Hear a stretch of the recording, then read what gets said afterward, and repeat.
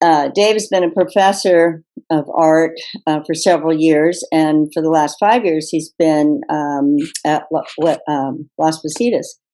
He has an extensive educational background. He earned his BA in design at Cal Poly.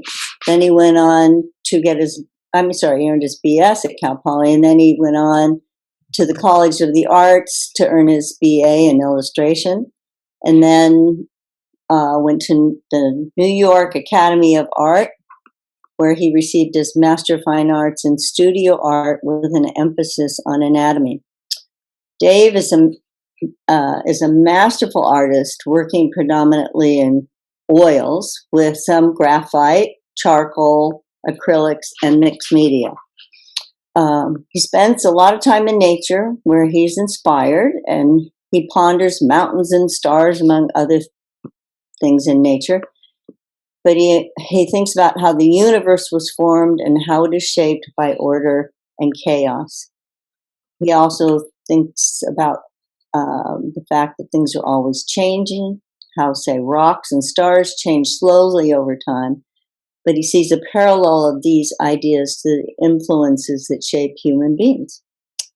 Dave sees that the existence of all things seems to have an arc of creation, being formed, changed, and eventually dissolved. His extensive body of amazing work displays this interest. He observes the world and then creates beautiful formations from his imagination. Dave's talent has been displayed nationwide in many galleries and shows, and he has been featured in publications for over a decade. I urge you to visit his website at davewagnerart.com. You will be really impressed. So with that, here's Dave Wagner. Well, thank you very much for that very generous introduction. I really appreciate it. As always, I'm super excited to be involved with the Pleasanton Art League and your shows. And, as a professor at Las Positas College, I definitely want to extend my continued thanks to those of you that support our program, and the contributions that you guys give to our students as part of your own set of prizes is something that really, it brightens up our students' lives to get a little bit of get a reward at the end of the year and be acknowledged for the hard work that they do, because they work really hard. I push them to work really hard, but we work really hard. Like there's a lot of people really kind of trying their best in our program. So I really appreciate that you guys are involved with that. Okay, here we go. So these are the first 4 merit awards. Judging a show like the Art League shows is, it's not easy because there's so much good work. And to be perfectly frank, and this is how it is with pretty much all shows, is like if you hired 5 different judges, you'd probably get 5 different results. That's just kind of like the nature of the beast. So, these are the ones that I sort of thought kind of stood out in a certain way. So let's just get into it. This piece, Chloe, I really landed on this one for 2 reasons. One, I think the design is really good, and that's one of the things I look at a lot. I really look at design. How is the picture plane, right? The plane of the picture, the area that you're doing your work on, whether it's a drawing or painting or photograph. How are you using it to good effect? How are you using high chroma versus low chroma? Like saturate colors versus duller colors. How are you using shapes to make interesting positive shapes and negative shapes? How are you leading the eye around a piece? And, other things like, is there a demonstration of skill and virtuosity or creativity? In this one, I see a lot of all of those things. The eye has a way to really kind of enter this piece and move around it. I think the positive shape is really interesting. The whites against the blacks, the lighter colors of the petals versus the blacks, is really kind of well done. And because of that, the negative shapes around them make for interesting shapes. The other thing that I look at is especially for observational pieces, are people noticing the differences in subtle hue and value and chroma shifts, even on something that has the same local color? So if the the petals of the flower are white, what do the shadows look like in different parts? You know, because they're going to have different amounts of reflected light or different amounts of light. And it's like that kind of careful observation where I see like some of the reflected light in here is yellow and some of it's kind of on the like redder side. To me, that all makes me happy because I know how hard it is to do that stuff. And so I gravitated towards this one for those reasons. I'm gonna move this over here to get to this thing.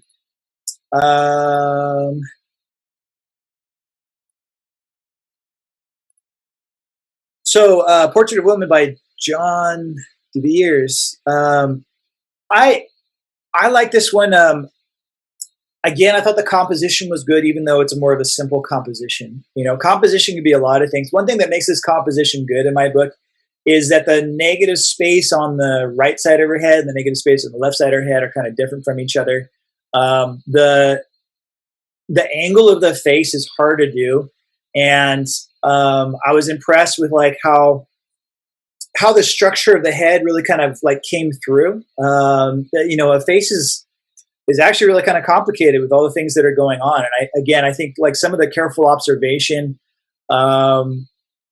was really kind of, you know, on point here in terms of like the subtle shifts in the color between the forehead, the rosiness of the cheeks, and, you know, say like the neck and stuff like that.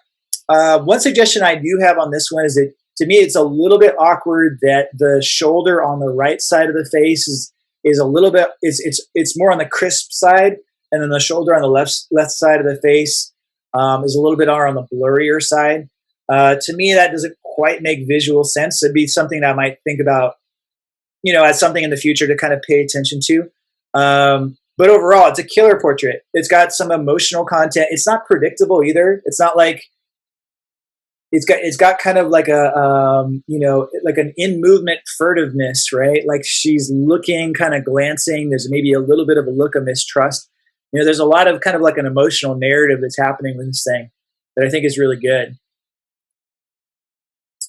Serenity by Shandana. The reason why I was really attracted to this one is because it's actually showing a lot of just creative imagination, you know, whereas the last two were probably using some real strong reference. I think there's something to be said for artists that start working out of their head, you know, more or less completely, and are kind of like really pushing, you know, their ability to kind of like allow what's in their mind's eye to kind of get out there onto paper or canvas or what have you. I think the use of all the patterns is really kind of ingenious. Again, I like the fact that the head's at a little bit of a tilt.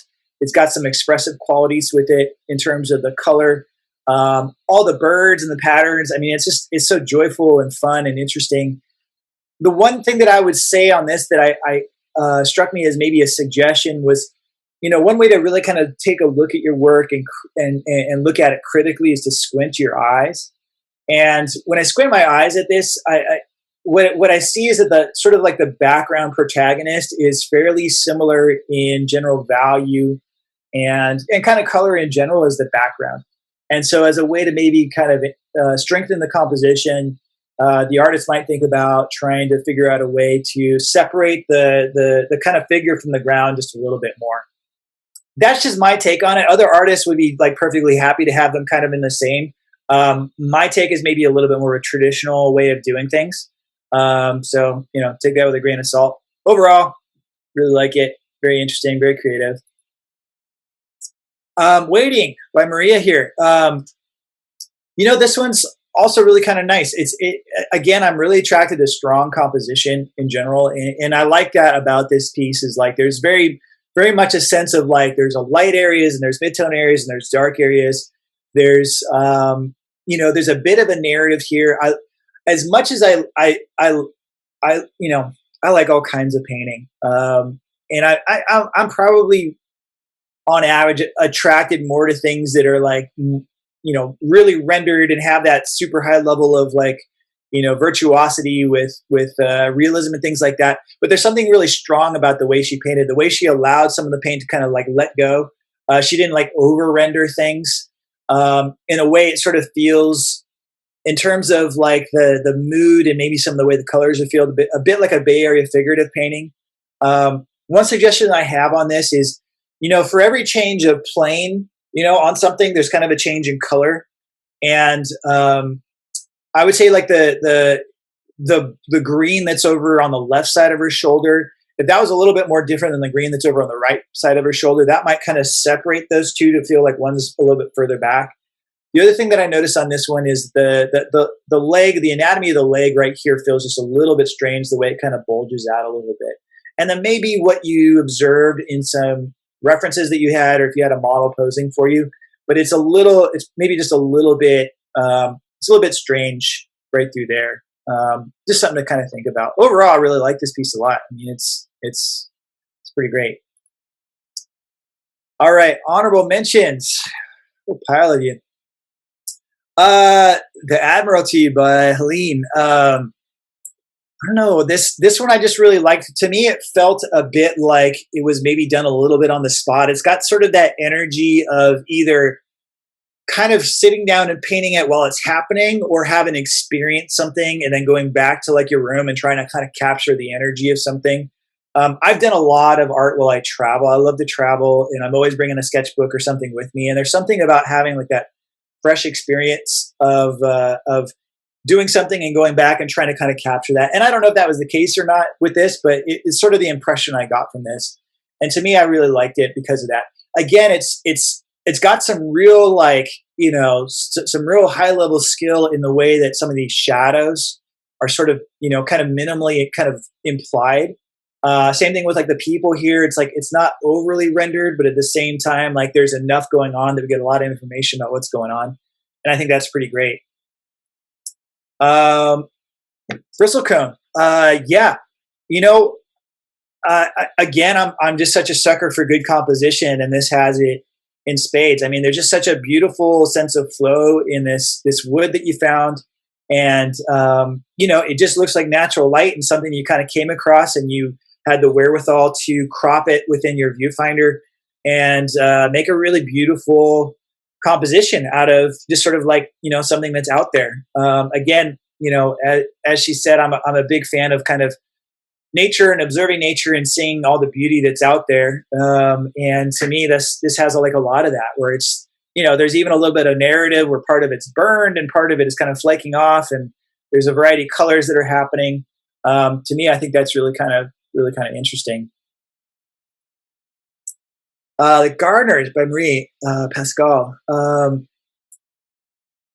think on this one, I was kind of impressed with, if I remember correctly, it's fairly small, and this tree is so lovingly rendered into something that's so small, and then these figures are so small, and these cars are so small, and it's just like there's something great about big paintings because they kind of wallop you. They're kind of hard to ignore because they're big. But then the strength of small paintings, if they're done with this sort of level of detail, is they sort of suck you in, right? Like in order to really kind of get a feel for this thing, you got to sit there and kind of like look at it, which is, something to consider when you're art making, right? Is like, big is kind of like undeniable. And then small, if you can get somebody to kind of invest some time in, is also, a way to get somebody to invest into what you're doing. And it also feels just very much like kind of like where we live, right? We live in a valley and we have trees like this, and it feels like a neighborhood. So like the content has to do with sort of like our local existence. It feels very much like our Tri-Valley area, kind of in the fall. And I think that's really cool. This one just kind of sucked me in. I really like this piece. I would say if I had a suggestion for this one, it would be maybe to try to figure out ways to maybe get some of the values in some of these areas to kind of separate a little bit, maybe a little bit darker in the tree so it separates from the background or something like that. But overall, really killer. I like this piece. Heron and Morro Bay. Yeah. This one, again, has a lot of the things that I really look for in a composition.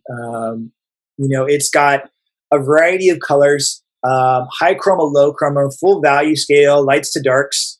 It's got a variety of colors that they feel fairly balanced out, right? We've got kind of blues and low chroma oranges, and even a little bit of hint of like blues and purples and pinks and stuff like that that's going on in the feathers, mixing with colored pencils on the paper for a great effect. There's also a lot of skill, obviously, in this one, where the artist is just got a real handle on things. I mean, these feathers that are coming off of the chest there, it's very, very, very well done and very carefully done. And you don't see a lot of colored pencil pieces that are kind of up to this level of skill, which also kind of intrigued me. I thought it was really good overall. I would say the one thing I would say on this one as a recommendation is that these rocks feel a little bit like they were probably just sort of like part of the reference, and they're kind of there because that's the picture that you took of the heron sort of looks like that. I would say as a way to kind of move forward from that is maybe think about kind of redesigning the rocks so that they're more of your own sort of thing that you're composing rather than just sort of being incidental. Did a great job with the texture of them. I might play around with the shapes a little bit so they're pointing our eye in a direction or two. Maybe so they separate a little bit from the shadow that's on the water from the heron. But overall, it's awesome. Historic Napa Vineyard by David Gates. Yeah, so this is another one too where there's something that kind of grabbed me about it. There's sort of a looseness of the application that I think is really kind of interesting. I think the color mixing is really good in terms of describing atmospheric perspective and things going back into space.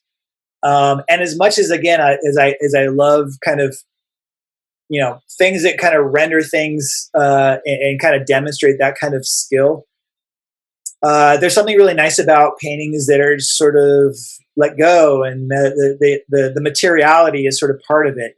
Just sort of loose brush strokes. Even allowing kind of like the texture of the canvas to be kind of part of it. The design on this one I think is pretty strong.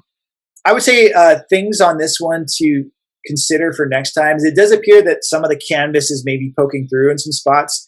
I would say generally speaking that's something to try to avoid because it just sort of means maybe you're not totally controlling everything. Like maybe tone your canvas first before you launch into it. It's probably my only real suggestion on this one. Mask with Flowers by Robert Nicolosi. I think I was attracted to this one because it felt a little bit more experimental, like he's pushing the materials a little bit more, and then sort of the contrast between like the organic shapes and the organic kind of colors in the face with the checkers that are around it. I thought was kind of compelling, and it made me kind of wonder like what is the content, like what is this piece about? What is this trying to say? Where we've got this figure that's kind of mishmashed with this other stuff behind this kind of like broken wall of some kind or some kind of hole that we're kind of peering into. And to me, I thought that would just sort of, again, maybe pushing some traditional boundaries a little bit, trying something new, playing around with materials. And then the level of craft seemed really high, experimentation is great, but only if it kind of lands on its feet. And I think this one landed on its feet pretty well. All right. 3 minutes left, David. Okay. I'm not exactly sure how many I've got left here. All right. Midlight, Bishop, California. This one I really loved. As a big fan of the nature, as they say, there's sometimes when you just come across something where the lighting is right and the scene is right and the colors are interesting and beautiful, and if you happen to have a camera that's up to the task of capturing this, then it's a bit of a magical thing. I think what I thought was so interesting about this is just all of this, the layers of texture and form with like the leaves and the trees, the way you have these trees is appearing kind of like white against a darker background. There's just something very, very kind of magical about that. Again, full value range, super dark, super lights, high chroma stuff, low chroma stuff. There's a way for our eye to kind of move around this thing. This one really captured me. I thought it was pretty fantastic. Nasturtiums by Meg. This is like one of those where, again, you take a look at it and there's such a command of watercolor, which in my book is probably the hardest painting media that there is. It's like the level for making mistakes is so challenging with watercolor. What I like about this is there's a way for our eye to move around this thing. One big thing in composition is sort of like, how are you distributing certain things, right? And in this case, we've got like these really, really bright orange high chroma, orange and red high chroma flowers, and they seem to kind of do this dance on top of kind of like the lower chroma and cooler color backgrounds. And I thought that was really good. In addition to control of water media and allowing the water media to do its thing, right? Where things puddle and they settle, and that's all part of the beauty of watercolor. Spring by Y, just obvious command of the materials, this gesturally sort of applied birds and these like, beautifully sort of articulated leaves and branches. I mean, it's hard not to like this kind of thing. To me, it just seems like it was so effortlessly done, which of course is never the truth, right? The biggest trick we can pull off is to make it look easy. I know this isn't easy. This has got to be really, really hard. But it looks like it was, done with a, stroke of a hand kind of thing. It looks just so beautiful and elegant. 3D, the 3D stuff was really hard to judge. There weren't a lot of artists and there was a lot of work. And the work was so good kind of throughout. This one just sort of grabbed me. I like the way that the sort of off-center composition of this piece where it's got kind of like a little bit of a swoop to it. I thought it was really interesting how there's like a variety of like beads and colors and twists in the wire to kind of make this happen. To me, it just sort of just had a kind of a beautiful, complicated elegance to it that just kind of spoke to me more than the others for whatever reason. Although there's a lot of great 3D work, hands down. Okay, I think I went through them all. Sorry if that was fast. Yeah, I mean, last year you guys had so many more artists, and so this year was maybe a little easier because there was less people to choose from. But you guys are killing it, man. You guys are really going for it. I can see just such the dedication and such the high level of love for what you guys are doing. I really appreciate the work that you guys are putting out there. And again, I'm honored to take part in this.